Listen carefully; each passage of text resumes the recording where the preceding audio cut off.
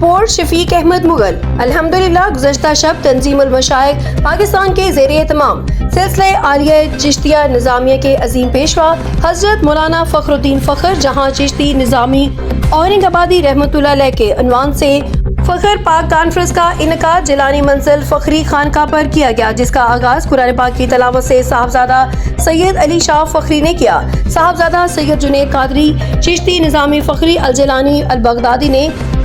اسم الحسنہ کا نذرانہ پیش کیا۔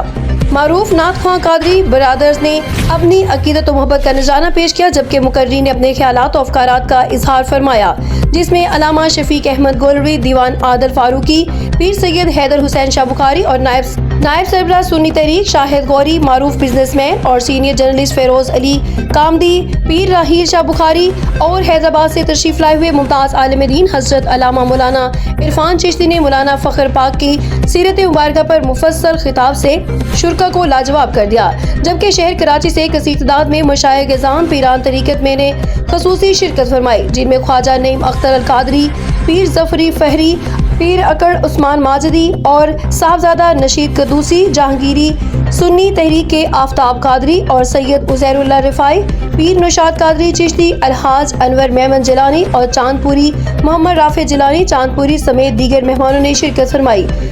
اس کانفرنس کی صدارت صاحبزادہ سید فضل علی قادری چشتی،